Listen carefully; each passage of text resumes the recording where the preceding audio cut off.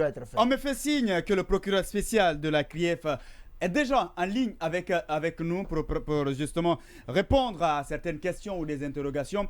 Monsieur le procureur de la CRIEF est en ligne. On Air Politique, l'invité.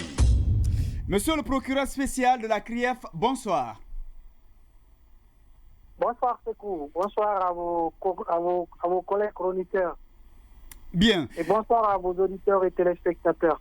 Bien. Bon nombre de citoyens se posent la question sur justement à quand le démarrage du procès ou le jugement de certains cadres en détention à la CRIEF. Vous vous êtes prononcé sur ce sujet. Vous accusez les avocats de ces détenus. Comment expliquez-vous?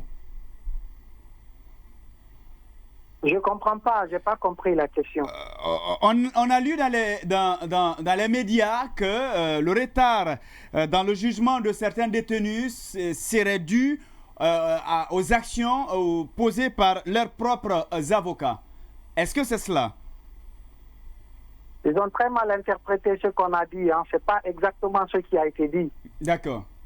On m'a posé la question de savoir qu'est-ce qui retarde enfin le jugement de certaines personnalités qui sont devant la CRIEF. On a cité quelques noms. Et moi, je leur ai dit, moi, j'ai déjà fait mon travail, j'ai transmis le dossier devant la chambre de jugement. J'ai dit, si le jugement a été interrompu, c'est parce que les avocats de ces prévenus ont soulevé des questions prioritaires de constitutionnalité. Et quand une question prioritaire de constitutionnalité est soulevée, devant n'importe quel juge, il sursoit à l'exécution, à l'appréciation ou à l'examen de cette affaire et transmet l'ensemble du dossier à la Cour suprême pour que celle-ci se prononce sur la constitutionnalité des textes qui ont été visés. J'ai dit donc, si aujourd'hui le procès ne continue pas, c'est à cause de leur action parce que la Cour suprême est saisie et elle doit se prononcer sur ces questions. C'est ce que j'ai dit. Bien, et c'est clair, c'est bien compris. L'autre question, et d'ailleurs, c'est l'objectif, bien évidemment, de votre intervention dans cette émission. Vous avez adressé une requête à la Cour suprême aux fins d'interprétation. Est-ce que vous pouvez nous expliquer davantage? Qu'est-ce que cela signifie en clair? Allô? Je disais, dans l'affaire Diané, vous avez adressé une requête à la Cour suprême, une requête commentée. Dites-nous, qu'est-ce que ça signifie véritablement? En fait, je me suis adressé à la Cour suprême à travers une requête parce que j'ai constaté que depuis que cet arrêt a été rendu, les avocats de ces prévenus, notamment Dr Diané, sont en train de faire des interprétations erronées de l'arrêt qui a été rendu. Moi, je comprends très bien cet arrêt. Moi, je comprends très très bien. Quand je lis entre les lignes de cet arrêt, je n'ai aucun problème par rapport à sa compréhension.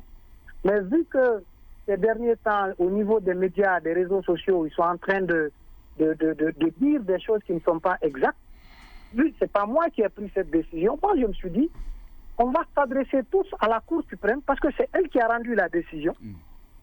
Que vous êtes en train d'interpréter de façon erronée, elle n'a qu'à nous dire ce qu'elle a voulu dire dans son arrêt en termes plus clairs et accessibles à tout le monde. Ça se fait. Quel que soit le juge qui a des difficultés d'exécution liées à une décision, on revient devant le juge si c'est mal compris pour que le juge interprète sa décision. C'est normal. Oui, allez-y, Baïla. Oui, monsieur le procureur, donc vous dites que vous avez très bien compris l'arrêt, mais vous dites en même temps qu'il faut lire, vous avez lu entre les lignes. Est-ce que ce n'est pas déjà un problème de devoir lire entre les lignes? Est-ce que l'arrêt n'aurait pas dû être assez clair? L'arrêt se suffit à lui-même. Vous savez, les décisions de justice, tout juriste le sait, et ce n'est pas les pratiquants qui vont dire le contraire. Une décision de justice comprend principalement deux parties. La première partie, c'est les motifs, et la seconde partie, c'est le dispositif. Les motifs sont les raisons, c'est le raisonnement, l'analyse que le juge a fait d'une affaire pour aboutir à une décision qui se trouve dans le dispositif. Et donc, le dispositif est, en termes clairs, le résumé des motifs. Donc, si vous avez lu le dispositif, vous avez des difficultés de compréhension, lisez les motifs, vous allez comprendre beaucoup plus. Dans les motifs de l'arrêt de la Cour suprême, la Cour suprême a dit en termes clairs, je ne sais pas si vous l'avez devant vous, la Chambre pénale a dit en termes clairs, pendant que nous sommes en train d'examiner le recours, le pourvoi du procureur spécial dans l'affaire Ghané, nous avons constaté que le juge du fond de la CRIEF, notamment la Chambre de jugement, a sérieusement évolué dans l'examen de cette affaire. Or, l'article 244 du Code de procédure pénale dit, en matière de liberté, lorsque le juge, la juridiction de jugement est saisie, il appartient à cette juridiction de statuer sur les demandes de liberté. La Cour suprême dit donc, vu que cette chambre de jugement, cette juridiction est saisie, l'examen de ce pourvoi par rapport à la liberté, à mon niveau ici, est sans objet. Parce que cette demande qu'on est en train d'examiner ici en pourvoi peut être réitérée à tout moment devant le juge, devant la juridiction de jugement de la CRIEF. Donc, allez là-bas, posez vos problèmes de liberté là-bas. L'examen de ce pourvoi-là, à mon niveau ici, est sans objet. C'est ce que le juge suprême a dit dans son dispositif. Mais quand la Cour suprême rejette un pourvoi, elle le dit clairement. En conséquence, rejette le pourvoi, ça ne souffre d'aucune ambiguïté, elle le dit. Mais cette fois-ci, elle a dit qu'elle a constaté que le juge de fond est saisi et devant qui les demandes doivent être portées. Donc, allez là-bas. C'est ce qu'il a dit en termes clairs. Mais comme eux, de mauvaise foi, ils ont des difficultés de compréhension, moi j'ai dit, adressons-nous à l'auteur même de l'acte. Parce que c'est la Cour suprême, elle est là. Elle va dire, dans un français accessible à vous, qu'est-ce qu'elle a voulu dire. Elle a voulu dire dans son arrêt, c'est tout. Oui, mais monsieur, la dernière fois, monsieur le procureur, l'un des avocats de Dr Diané, maître Alma Moussa Mourituri, attirait notre attention sur le fait que la Cour suprême ne pouvait pas analyser ou en tout cas étudier un document qui viendrait d'une autre procédure. Seules les pièces qui sont à sa disposition et dans lesquelles il n'y a pas l'ordonnance de renvoi.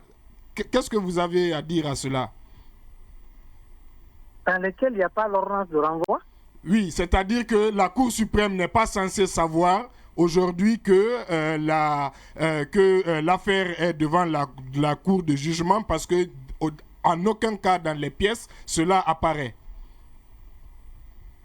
Ça, c'est la position des avocats. C'est la position des avocats. Vous savez, dans une procédure judiciaire, chacune des parties défend une position qui lui semble la bonne.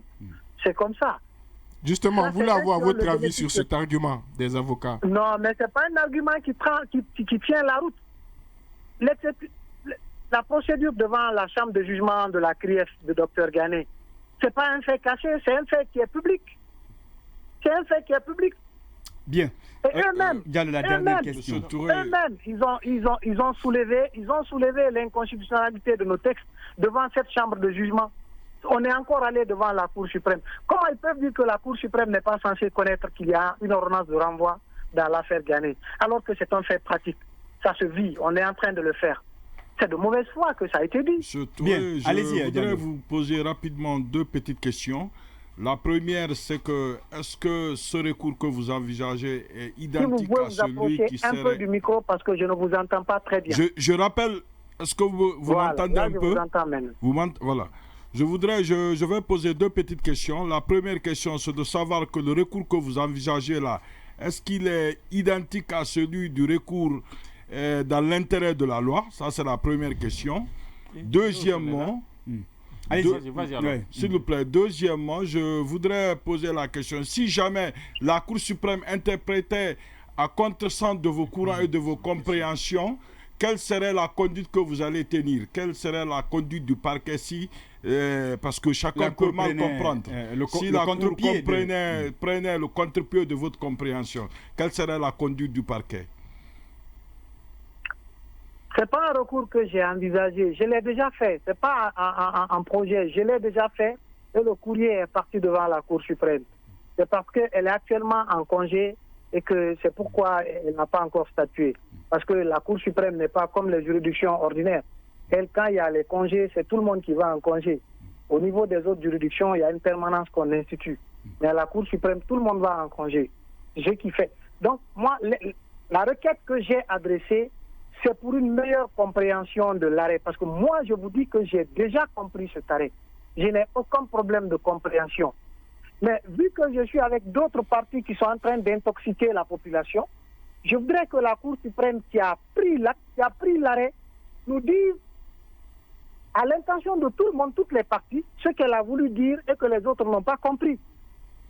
Deuxièmement, si la Cour suprême interprète dans le sens du contre-coup, dans le sens contraire de ce que moi je pense, mais qu'est-ce que vous voulez que je fasse? Mais je me rallie à la décision du juge suprême. Ça s'impose à tout le monde. C'est clair. Je ne peux rien que d'exécuter ce que la Cour suprême a dit. C'est clair. Oui, alors deux petites questions rapidement. La première, c'est de savoir. C'est de savoir. La question donc, c'est de savoir.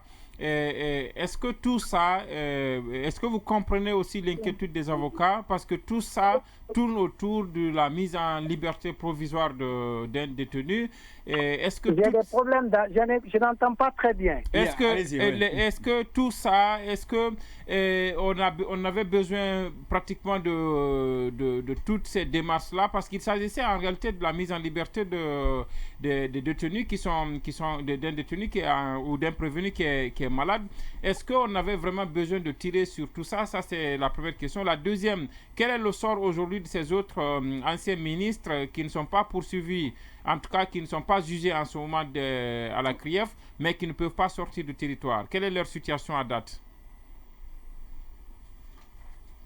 Oui, mais ce que moi j'ai fait, le recours que j'ai intenté, comme je vous l'ai dit, c'est pour clarifier l'opinion, pour qu'on sache ce qui a été dit. C'est pas est-ce que j'ai besoin de ça, est-ce que je n'ai pas besoin de ça. J'ai constaté que les partis, mes adversaires au procès n'ont pas compris, parce qu'ils ont même donné cette décision à un huissier qui m'a fait un commandement d'exécution. Donc je me suis dit qu'ils n'ont pas compris. C'est pourquoi je me suis adressé à la Cour suprême pour qu'elle clarifie cet arrêt pour eux, pas pour moi, mais pour eux, parce que moi j'ai bien compris. Voilà. Les autres, le cas des autres ministres dont vous parlez, je ne sais pas de qui exactement vous voulez parler. Sinon, ceux qui ne sont pas encore... Ceux qui ne sont pas jugés. Ceux qui ne sont pas jugés. C'est ceux-là qu'on ne voit pas devant votre tribunal, mais qui ne peuvent pas sortir. Il y en a beaucoup. Vous savez, à la CRIEF, il y a plusieurs chambres. Il y a les chambres de l'instruction, il y a la chambre spéciale de contrôle de l'instruction, il y a la chambre de jugement, il y a la chambre des appels. Chacune de ces chambres travaille. Actuellement, il y a beaucoup de dossiers qui sont pendants devant la chambre de l'instruction, mais qui ne sont pas revenus devant la chambre de jugement. Donc certainement, ceux dont vous parlez, leur affaire se trouve pendant actuellement devant les juges d'instruction, et plus précisément la chambre de l'instruction chez nous. D'accord.